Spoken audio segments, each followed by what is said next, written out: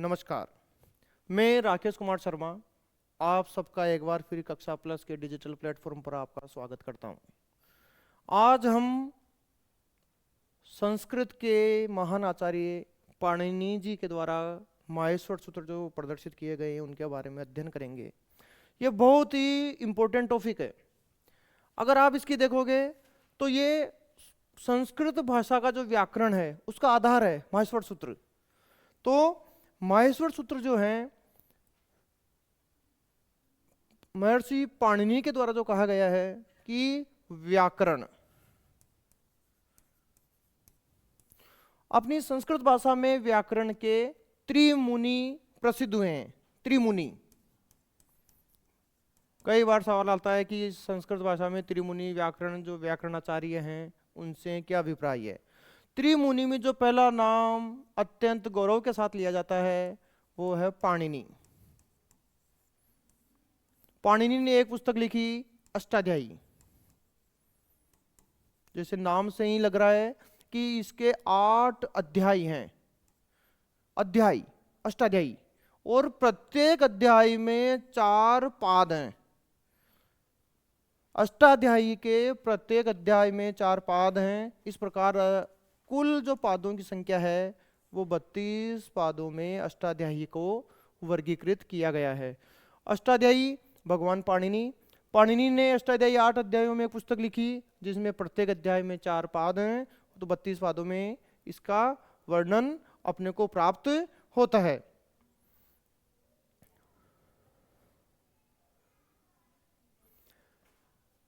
भगवान पाणिनि के बाद जो दूसरे त्रिमुनि में हुए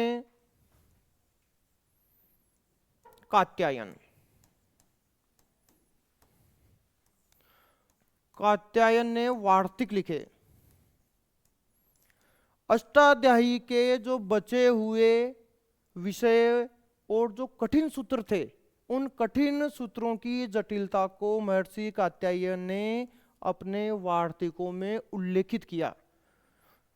अष्टाध्यायी के 8 अध्यायों में जो विषय बच गए थे वो वार्तिक में आए, और जो अष्टाध्यायी की जो कठिनता थी सूत्रों की उनको सरलीकृत और स्पष्ट रूप से वार्तिक के अंदर कात्यायन ने प्रस्तुत किया। और जो तीसरे और सबसे महत्वपूर्ण है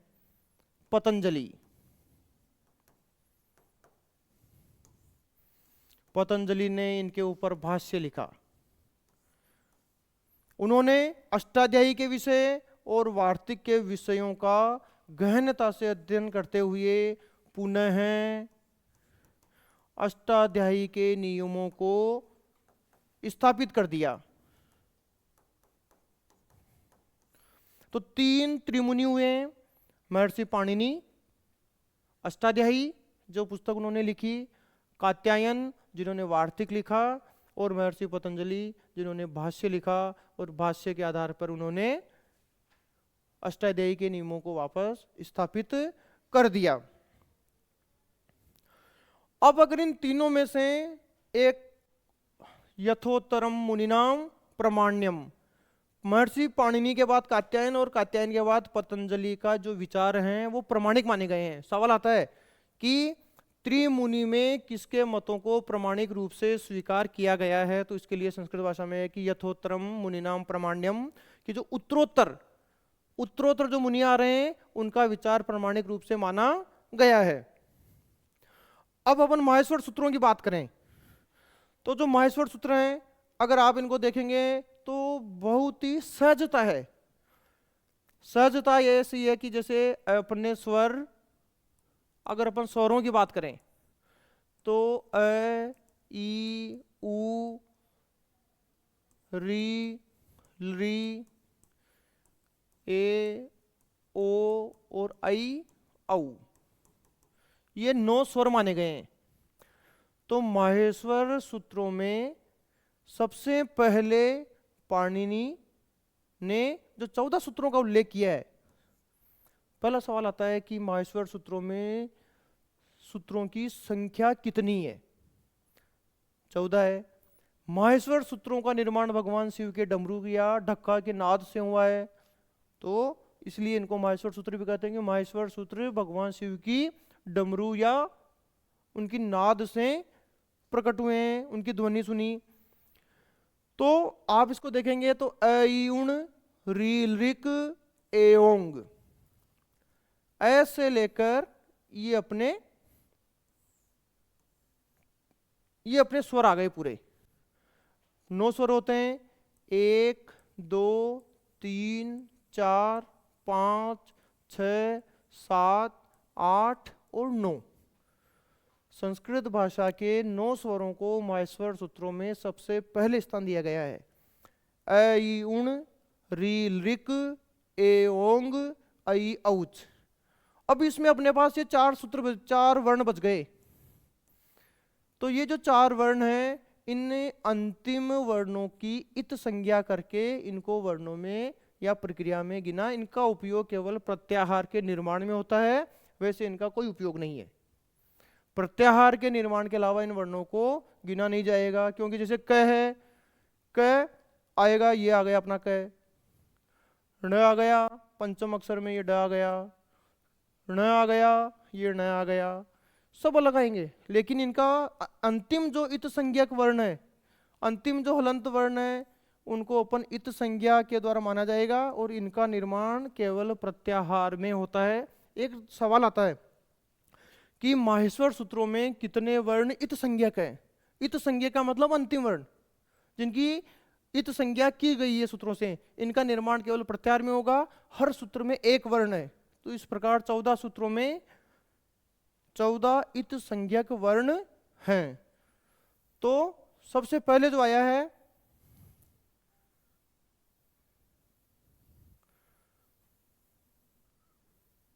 माहेश्वर सूत्रों में, सबसे पहले स्वरों को दिया गया है। स्वर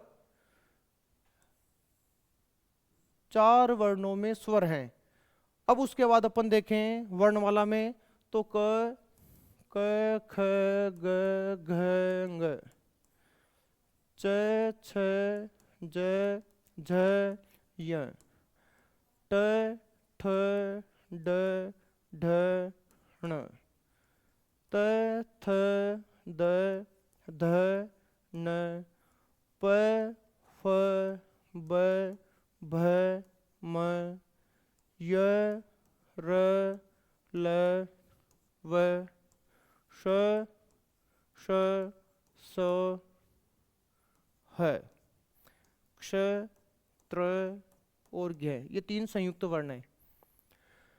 तो ये जो अपनी वर्णमाला है, अब अपन इसके क्रम देखें तो ह य व र और ल, ह वर्ण का उच्चारण आपको 2 बार मिलेगा। है 2 बार उच्चारित वर्ण है। ह वर्ण का 2 बार इसमें प्रयोग किया गया है। तो सबसे पहले स्वर आ गए, स्वर के बाद में अंतस्थ, स्वर्ग के बाद में ये अपना य र ल व, अंतस्थ का प्रयोग होगा। य व र, य व र और ल, अयुण रीलरिक एवं अयौच, ये च तक तो अपने स्वर आ गए। फिर है और अंतस्थ, ह य व र ट लण। अब इसके बाद में पहला सबसे पहले आए इसमें स्वर, स्वर के बाद में आ गए इसमें है और अंतस्थ, है और अंतस्थ के बाद में आ गया इसमें यमंगणनम, पंचम वर्ण, यमंगणनम। माहेश्वर सूत्रों में सबसे पहले स्वर, स्वर के बाद अंतस्थ, अंतस्थ के बाद पंचम वर्ण, पंचम वर्ण के बाद झभय गढ़दस, चतुर्थ वर्ण।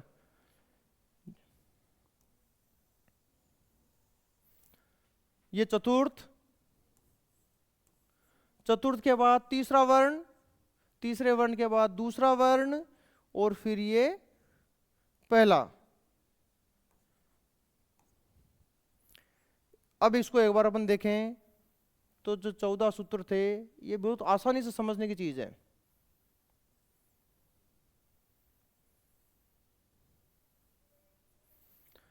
अयुण ण, ये इत संज्ञक है। अयुण रीलरिक ए ओंग ऐ औच ह य व र ट लण यमंगणनम झभये घड़दस जबगड़दस ख फ छ ठ थ चटतौ कपय शशर हल। कपय शशर हल। अब इसको अपन देखें तो ये पूरे स्वर स्वर सवाल आता है कि माहेश्वर सूत्रों में स्वरों का उल्लेख कितने सूत्रों में हुआ है। कितने सूत्रों में हुआ है? ये स्वर ये अच 4 सूत्रों में स्वरों का उल्लेख हुआ है और व्यंजनों का 5वें सूत्र से लेकर 14वें सूत्र तक। तो ये व्यंजन है।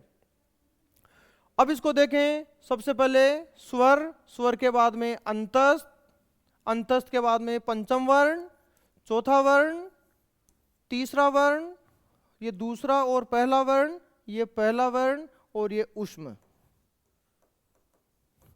एक वर्ण ऐसा है जो द्विरुक्त है, 2 बार जिसको आया है, हल के अंदर और ह य वरट के अंदर यह है एकमात्र ऐसा वर्ण है जो माहेश्वर सूत्रों में जिसका प्रयोग 2 बार हुआ है।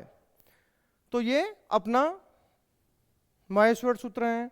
इन माहेश्वर सूत्रों को अपन जो मूल रूप से जो उपयोग होते हैं वो होते हैं प्रत्याहार में। प्रत्याहार, प्रत्याहार का मतलब है आदिर तेन संहिता। आदि का मतलब प्रत्याहार निर्माण के लिए जो सबसे जरूरी चीज है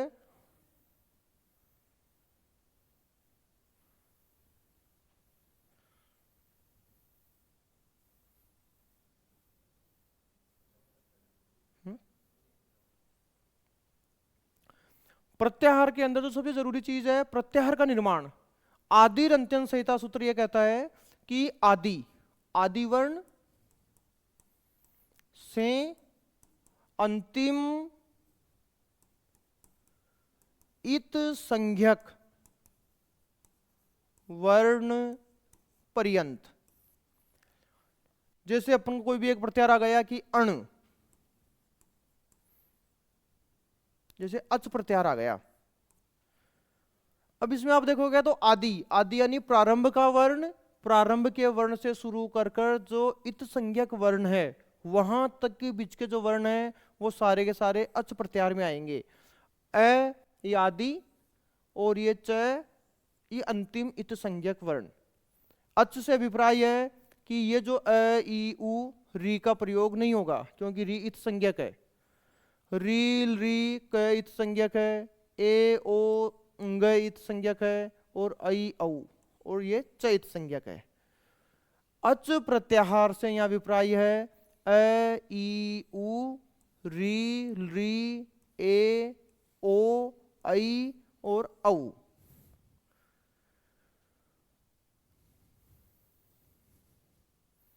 ये अच अ ई उ अयुण री लिक ए ओंग और आई औ च। अब इसमें ये जो 4 वर्ण हैं और ये च, इनका उल्लेख अपने को नहीं करना है। इन 4 वर्णों का उल्लेख अपने को इसमें अच प्रत्याहार में नहीं होगा।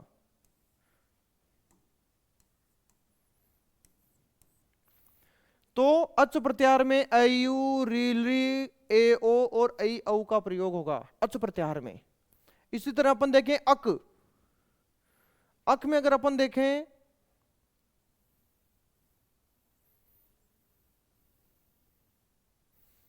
अक प्रत्याहार से अभिप्राय है ऐसे प्रारंभ करना है और क इत संज्ञक वर्ण तक ऐसे अपने को प्रारंभ करना है और ये क जो इत संज्ञक वर्ण है यहां तक जो बीच के वर्ण है और हर सूत्र का जो अंतिम इत संज्ञक वर्ण है इसको अपने को नहीं गिनना है। ऐसे प्रारंभ करके क इत संज्ञक वर्ण तक जो वर्ण आएंगे वो अक प्रत्याहार में आएंगे। कौन कौन से आएंगे? अ ई उ री री। ऐसे लेकर क तक जो वर्ण आएंगे वो अक प्रत्याहार में आएंगे। ऐसे लेकर क तक, ऐसे लेकर क तक के वर्ण अक प्रत्याहार में आएंगे। अच प्रत्याहार में ऐसे लेकर च तक आएंगे। तीसरा जो है, अगर माने कि अपन अट प्रत्याहार, अट प्रत्याहार से विपर्य ऐसे शुरू करना है और ट तक, ऐसे लेकर ट तक जो वर्ण है वो अट अट प्रत्याहार में है।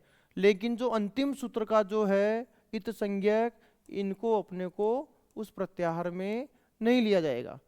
तो अ ई उ री री ए ओ ऐ औ ह य व र ट, ट नहीं लेना है। तो ये र तक, इन वर्णों को अपन अट प्रत्याहार में माना गया है। अब ये दिखने में अपने को थोड़ा लगेगा, लेकिन अगर एक बार समझ गए ना तो बहुत आसानी होगी प्रत्याहार के निर्माण में। प्रत्याहार मूल रूप से पाणिनीय शिक्षा में प्रत्याहारों की संख्या 42 बताई गई है। पाणिनीय शिक्षा में प्रत्याहार 42 बताए गए हैं, लेकिन वार्तिकों के अंदर इनकी संख्या 44 मानी गई है। तो सवाल आता है प्रत्याहार कितने प्रकार के हैं, या तो 42 या 44, दोनों एक साथ नहीं आएंगे, या फिर आएगा पाणिनीय शिक्षा में 42 और वार्तिकों के आधार पर 44। दो प्रत्याहार वार्तिकों के अंदर बढ़े हैं। तो ये अपने प्रत्याहार है, इनके कुछ उदाहरण हैं। उदाहरण अपन देखते हैं। देखो,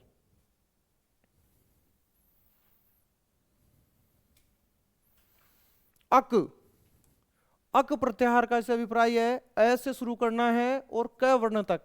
पहला सूत्र है अ ई उण, ण का प्रयोग नहीं होगा। अ ई उण री ली क, जो क है उसको भी अपने को नहीं गिनना। तो ये 5 अक में आते हैं। अक का मतलब अ ई उण री लिक, जो दोनों सूत्रों के दो इत संज्ञक हो गए। अच, ऐसे शुरू करना है ए ई उण री लिक ए ओंग आई औच। ये जो च है इस च तक लेना है, लेकिन इस च को काउंट अपने को नहीं करना है। अच प्रत्याहार में अपने जो 9 स्वर हैं वो स्वर आ गए। अच प्रत्याहार स्वर अण, ऐसे शुरू करना है, न तक चलना है अपने को, ऐसे शुरू करना है और न तक।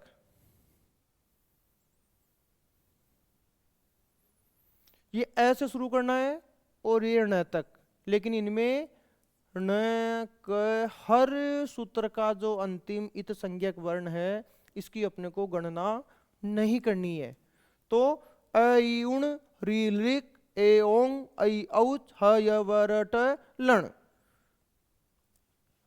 अ ई उण री लिक ए ओंग आई औ ह य व र ट और लण। ये न को अपने को नहीं गिनना है। तो ये अण प्रत्याहार में अट, ऐसे शुरू करके ट तक, अ ई उण री लिक ए ओंग आई औच ह य व र ट। ट को अपने को नहीं गिनना है। अट में ये वर्ण आ गए। जस, जस देखेंगे तो तृतीय वर्ण जब गढ़दस। जस प्रत्याहार से विपर्य है, ज से शुरू करना है, स तक आना है, लेकिन स को नहीं गिनना है। ज ब गड़ दस, ये वर्ग का तीसरा अक्षर जब गढ़दस। जस का मतलब ज से शुरू करना है, ज ब ग ड़ द श को अपने को नहीं गिनना है जब गढ़दस। अल, ऐसे शुरू करना है ल तक, ऐ ई उण, तो ण को नहीं गिनना है। री रिक, ए ओंग, आई औच, ह य व र ट, लण यमंगणनम, झभय ल तक। ये ऐसे शुरू करना है अपने को, और ये हल ल तक। संपूर्ण स्वर और संपूर्ण व्यंजनों का जिसमें समावेश है वो अल। जितने भी माहेश्वर सूत्र में 14 है, उन 14 सूत्रों का जो प्रत्याहार बन रहा है वो ऐ से लेकर ल पर्यंत, जिसमें स्वर भी आ गए, अंतस्थ भी आ गए, पंचम वर्ण, चतुर्थ वर्ण, तृतीय वर्ण, द्वितीय वर्ण, प्रथम वर्ण और उसमें ल तक हल। ये जो है पूरे के पूरे इसमें उल्लेखित हैं अल प्रत्याहार में। तो अल प्रत्याहार का मतलब हो गया संपूर्ण व्यंजन और स्वर। शल, शल, शल में अगर आप देखेंगे तो स से शुरू करना है, स से शुरू करना है, ल तक चलना है, ल और र को नहीं गिनना है, श श श और है। सल प्रत्याहार से यहां अभिप्राय श स श र और हल है। यण, यण संधि, ह य व र ट लण। अगर आप लण को ह यण यह से शुरू करना है और न तक चलना है। जरूरी नहीं कि प्रारंभ है से हो, किसी भी वर्ण से हो सकता है। यण प्रत्याहार में यह से शुरू किया, न तक आ गए, इन दो वर्णों का उपयोग नहीं होगा, तो य व र ल। यण प्रत्याहार से विपर्य हो गया य व र और ल, 4। खर, ख से शुरू करना है और र तक चलना है, ख फ छ ठ थ चट तौ कपय श श शर। ख से शुरू करना है और र तक आना है अपने को, स से शुरू करके र तक,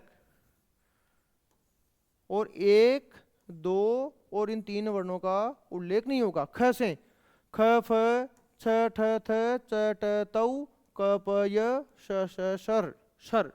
खर, खर, खर प्रत्याहार। ख फ छ ठ थ ये द्वितीय वर्ण। कैसे में तक जो 5 वर्ग है उनका सबका द्वितीय वर्ण। ख फ छ ठ थ च ट त क प, ये हो गए प्रथम वर्ण। द्वितीय वर्ण, प्रथम वर्ण और श श सर, और र का अपने को उल्लेख नहीं करना है। खर प्रत्याहार, खर प्रत्याहार द्वितीय वर्ण, प्रथम वर्ण और स्वर, उष्म वर्ण। उष्म वर्ण में है नहीं है। उष्म वर्ण को अपन देखें, सवाल आता है कि उष्म वर्ण में कौन कौन सा, उष्म वर्ण में कौन सा प्रत्याहार होगा। उष्म वर्ण का मतलब है कि शल, सल प्रत्याहार होगा। वो कैसे होगा अपन देखें। देखो उष्म वर्ण ये रहा, स से लेकर ल तक उष्म वर्ण, तो सल प्रत्याहार का उल्लेख इसमें होता है। अगला है अपना इक, ई से शुरू करना है क तक। इक, अब देखो अ ई, उण, री लरी क, इसको अपन देखें। ई से शुरू करना अपने को, ई से शुरू करना है क तक, 4 वर्ण आ गए, ई उ री री। तो ये अपनी संस्कृत भाषा का मूल आधार है। माहेश्वर सूत्र अपने जितनी भी संधियां होगी और भी व्याकरण होगी, वो उनका मूल आधार संस्कृत भाषा की नींव ये है। और इसको अगर अपन ने ढंग से समझ लिया तो अपनी संस्कृत को समझने का प्रयास सफल होगा। अपन जल्दी समझने का, जल्दी अधिगम करने का प्रयास करेंगे। तो इन सारी चीज़ों को अपन अध्ययन करें। इसके आधार पर कुछ प्रश्न हैं जो पूर्व की परीक्षाओं में आए हुए हैं, एक बार इनको अपन देखें। कि माहेश्वर सूत्राणाम अंतिम वर्णस्य संज्ञा भवति। माहेश्वर सूत्रों की अंतिम वर्ण से अभिप्राय, जैसे पहला सूत्र था ए ई उण री ऋक ए ओंग ऐ औच, अंतिम वर्ण, ये हर सूत्र का जो अंतिम वर्ण है इसकी संज्ञा हुई थी इत संज्ञा। माहेश्वर सूत्रों में दो संज्ञाएं, ये आदिर अंत्यन संहिता सूत्र से बन रहा है। ये सूत्र ये कहता है कि आदि वर्ण और प्लस अंतिम इत संज्ञक वर्ण,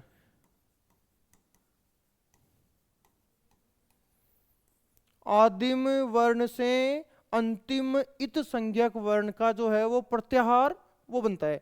लेकिन जो अंतिम वर्ण है इसका न कंग, इसकी अपन को इत संज्ञा कहते हैं। गुण संज्ञा संधियों का जो अदेंग गुण और आदगुण सूत्र उसका है। माहेश्वर सूत्रेषु अस्य वर्णस्य द्विवारम उपदेश वर्तते। आपने देखा था कि 2 बार इसका उपदेश हुआ था, ह य व र ट, और नीचे वाला लास्ट वाला सूत्र था श श सर और हल, ये 14वां सूत्र। अयुण रीलिक एवं ऐ औच है यवरट, तो 5वें सूत्र और 14वें सूत्र में है एकमात्र ऐसा वर्ण है जिसका उल्लेख 2 बार हुआ है। तो माहेश्वर सूत्रों में है का उल्लेख 2 बार हुआ है। तो एक बार अपन इसको देखें। माहेश्वर सूत्रेषु इत संज्ञक स्वर वर्तते। इत संज्ञक स्वर अकार एकमात्र स्वर है जो इत संज्ञक माना गया है। अब इत संज्ञक कैसे हुआ, उसकी प्रक्रिया बहुत लंबी है। अपने को केवल याद रखना कि माहेश्वर सूत्रों में जो जो वर्ण है उसका इत संज्ञक हुआ है। क्यों? क्योंकि अनंत शास्त्रा बहुलाश्च विद्या अल्पश्च काल बहुविघ्नता से, अनंत शास्त्र, इनका अनंत शास्त्र है, बहुत सारे शास्त्र है, शास्त्र अनंत है। बहुलाश्च विद्या, और विद्याएं बहुत सारी है। अनंत शास्त्रा बहुलाश्च विद्या अल्पश्च काल है, लेकिन अपने पास समय अल्प है, और समय अल्प में भी बहुविघ्नता से, बहुत सारे विघ्न है। हो सकता है अपने घर पे शादी हो सकता है वो आजी का मायरा लेके जाएं, बहुत सारे, हो सकता है पास में कोई फिल्म देखने जाएं, कहीं शादी हो, ब्याह हो। गाँव में तो एक और भी विकट समस्याएं है, बोरवेल की मशीन आती है तो उसको भी देखने चले जाते हैं। तो अल्पश्च काल है, और उस अल्प काल में भी बहुविघ्नता से, बहुत सारे विघ्न है। शादी हो सकती है, ब्याह हो सकता है, दाम्पत्य जीवन के भी कोई संकट है ना। तो यद सारभूतम, उसका जो सार है, अपने को केवल सार को ग्रहण करना है। जिस प्रकार नीर क्षीर विवेक, नीर क्षीर विवेक, नीर दूध और पानी को अलग करने का जो विवेक है वो हंस में पाया जाता है। कहते हैं कि अगर राजहंस को अपन दूध और पानी मिलाकर एक पात्र में रख दें तो वो उस पात्र में से दूध पी जाएगा और पानी छोड़ देगा। अपनी काम की वस्तुओं को अपन ग्रहण करना है। अपने को केवल संस्कृत भाषा में केवल पहचानना है, अपने को उसका वर्णन नहीं करना है कि कैसे हुआ। राम शब्द, राम अकारांत, राम शब्द की प्रथमा एक वचन में राम है। जो राम है रामऊ रामाह। अपने को यह बताना है कि प्रथमा एक वचन में राम है, ये नहीं बताना कि ये कैसा हुआ। इसकी प्रातिपदिक संज्ञा हुई सु औजसा मोट से, इसका प्रत्यय हुआ, उपदेश से अज अनुनासिक लगार, उकार का लोप हुआ, इस प्रकार राम शब्द सिद्ध हुआ। अपने को केवल ये बताना है कि प्रथमा एक वचन में क्या बनता है, राम है। महेश्वर सूत्रों में इत संज्ञक स्वर कौन सा है, अकार। अ जो वर्ण है वो इत संज्ञक माना गया है। तो एक बार इनका अपन अपने को कैसे हुआ उसमें नहीं जाना है। आपको कहना है भाई आप कल कहाँ गए, कि भाई मैं जयपुर गया, लेकिन ये नहीं साहब मैं पहले सीकर गया, सीकर में जाम लगा हुआ था, उधर से उस रोड से निकला, वो नहीं। अनंत शास्त्रा बहुलाश्च विद्या, बहुत सारी विद्याएं हैं, अल्पश्च काल है, लेकिन समय कम है, और उस कम समय में भी बहु विघ्नताश्च, बहुत सारे विघ्न हैं। माहेश्वर सूत्रेषु इत संज्ञक व्यंजन वर्णा संति। इत संज्ञक 14 सूत्र हैं, 14 सूत्रों का जो अंतिम 14 वर्ण है वो इत संज्ञक है, और 14 को अपन चतुर्दश, हर सूत्र का एक अंतिम वर्ण इत संज्ञक है। एक बार सूत्र को, इस प्रश्न को समझें अपन। माहेश्वर सूत्र 14 है, 14 का जो अंतिम है वो इत संज्ञक माना गया है। इत संज्ञक केवल स्वरों में अ है, स्वरों में अ को इत संज्ञक है, और बाकी 14 वर्णों को चतुर्दश जो है उनको अपन इत संज्ञक माना गया है।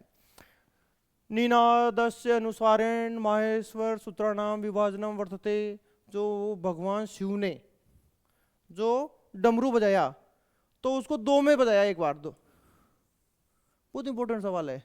9 और 5 के रूप में जो 14 सूत्र बने, 9 + 5 = 14। 2 प्रकार निनाद ध्वनि। तो व्याकरण शास्त्र जो है उसकी 2 परंपराएं हैं। जो व्याकरण हुए अपने, उन व्याकरणाचार्य, वो 2 परंपराओं के द्वारा इनका हुआ है। पहली थी बृहस्पति के द्वारा उल्लेखित बारहस्पद व्याकरण, और दूसरी व्याकरण है माहेश्वरी परंपरा। तो इसमें क्या किया, सबसे पहले ब्रह्मा जी ने उपदेश दिया व्याकरण का, ब्रह्मा जी ने बृहस्पति जी को दिया, बृहस्पति जी ने इंद्र को दिया, इंद्र ने यम को दिया, यम ने वरुण को, और आगे प्रक्रिया चलती गई। तो बृहस्पति प्रथम प्रवक्ता, बारहस्पद परंपरा के प्रथम प्रवक्ता बृहस्पति हैं, और इसको इंद्र जी को प्रथम व्याकरणाचार्य माना गया है।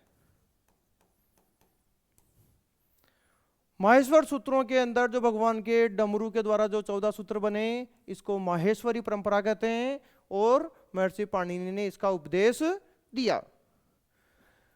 व्यंजन संबंधी माहेश्वर सूत्राणि संति। व्यंजन संबंधी अपन ने देखा कि स्वर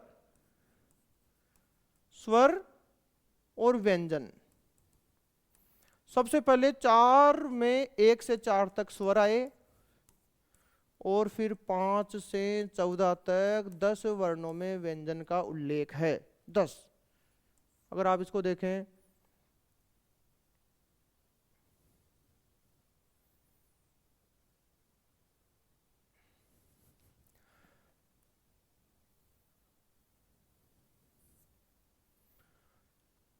अ यू रील री ए ओ ई आई ओ, ये 4 वर्ण स्वरों के हैं, और बाकी 5 से लेकर जो 14 वर्ण हैं इनका उल्लेख अपन ने व्यंजनों में किया है।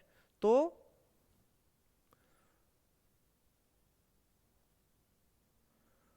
10 व्यंजनों के रूप में अपने पास 10 आ गए।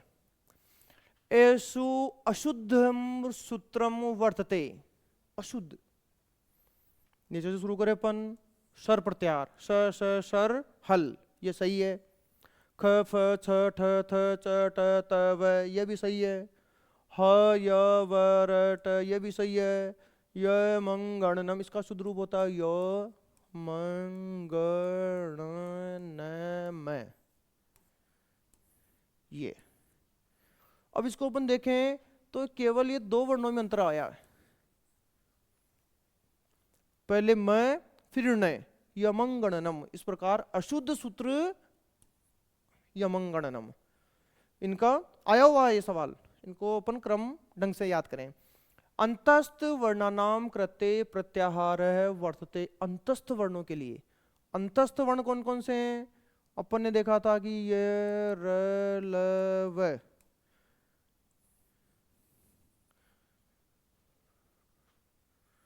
सूत्र, अगर आप सूत्रों की, ये तो अपनी वर्णमाला का रूप है, सूत्रों के रूप में देखें तो अपन ह य व र ट और लण, ये जो आ गए अपना अंतस्थ। अब सूत्र ये हैं तो है उसमें में आता है य से लेकर न, य से लेकर न तक जो य व र और ल 4 वर्ण हैं, इनको अपन कहते हैं यण प्रत्याहार, क्योंकि य से शुरू करना है और इत संज्ञक वर्ण तक आना है। प्रत्याहार का निर्माण जब तक अपन अंतिम जो इत संज्ञक वर्ण है वहां तक नहीं आएंगे तो प्रत्याहार का निर्माण नहीं होगा। प्रत्याहार के निर्माण के लिए अपने को है से ण तक हण और ये अंतस्थ ये है तो ये से लेकर अपने को न तक चलना है, तो ये यण प्रत्याहार। स वर्णानाम कृत्ये प्रत्याहार वर्तते। फिर मैं बार बार एक बार समझा रहा हूं कि प्रत्याहार के निर्माण के लिए अपने को प्रारंभ वाले वर्ण से लेकर स के बाद में जो इत संज्ञक वर्ण आएगा वहां तक अपने को चलना है। स देख अपन देखें इसके एक दो सूत्र ऊपर से देखें अपन तो ख फ छ ठ थ च ट त व कपय श स र हल। अब इसको अपने को स से शुरू करना है। ये स अपना आ गया, लास्ट वाला वर्ण ये स आ गया, लेकिन प्रत्याहार का निर्माण जब तक अपन स के आगे वाले इत संज्ञक वर्ण, ये इत संज्ञक वर्ण यहां तक, तो शर प्रत्याहार। सर प्रत्याहार से विप्राय है तीनों स, दंत्य सकार, तालव्य सकार और ये सकार। तो इस प्रकार ये माहेश्वर सूत्र का है। एक बार इनको अपन जरूरी है इनको याद करना, क्योंकि ये सारे के सारे अपनी संस्कृत भाषा के मूल आधार हैं। तो माहेश्वर सूत्रों का अपने को इनका अपन उच्चारण करें, इनको याद करें। याद करने के लिए सबसे जरूरी है कि सबसे पहले 4 स्वर आ गए, फिर है और अंतस्थ, पंचम वर्ण, चतुर्थ वर्ण, तृतीय वर्ण, द्वितीय वर्ण, प्रथम वर्ण और उष्म। उष्म वर्ण शल, श से लेकर ल तक। अंतस्थ वर्ण यण, अंतस्थ यण। खर ख से लेकर र तक, द्वितीय वर्ण, प्रथम वर्ण और श।